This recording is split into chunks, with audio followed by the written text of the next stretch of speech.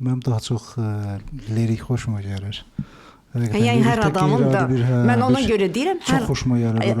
O ruhən sizi mütləq harasa çəkir və orada mütləq bir dənə otaq seçirsiniz, orada qalırsınız, istədiyiniz yerə gedirsiniz. Sadəcə belə. O 40 min dənə hüceyrə birdən gələcək. Siz sakit. O səbr eləyəndə, səbr deyir, demirəm döz, səbr eləyəndə deyir çöz. Oturub, niyə mən bu vəziyyətdəyəm? Yaxud niyə mən bu sözü eşitdim? Nə baş verir? Və siz birdən-birə agah olunur. Məsələn, bir dəfə bir xanım, biz bu praktikanı yoqada eləndə, bir də gördüm qattalandı. Qattalandı, ağlamağa başladı. Hə, mən başa düşdüm, Allah məni niyə bunu yaşadır? Zamanı ilə bibimi qınamışam. Dedim, get yanına, deyir, rəhmətə gedib. Dedim, Yasinni oxur. Ruhu eşidir, Allah da eşidir. Bağışlayandı. Da təkrarlanmayacaq. Başa düşdünüz, biz bu məqam, məsələn, biz bu praktikanı eləyəndə sinə ilə artıq heç beynimdə heç bir fikir yox idi.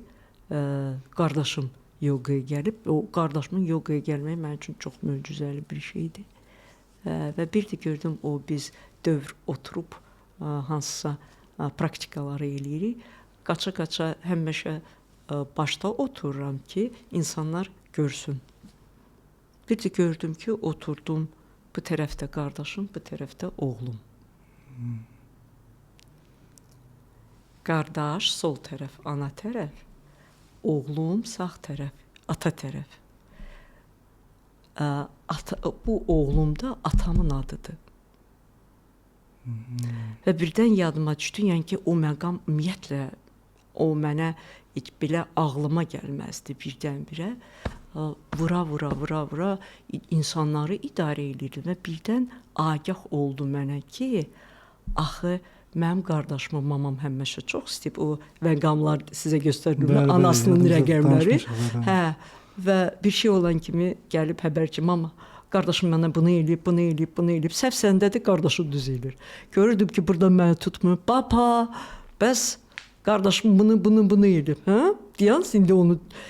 O şapalaq vurduqca mən də sevinirdim özümə görə ki, hə, bax, sənin də cəzavı papa verdi. Özümə görə, hə, papa mənə qorudu. Amma Allah da bu oğlumdan mənə o xəstəliklə gətirdi. Sırf əziyyət çəkmişəm bu zahir oğlumdan. Kiməm ki, bunu satmışam, öz qardaşımı satmışam.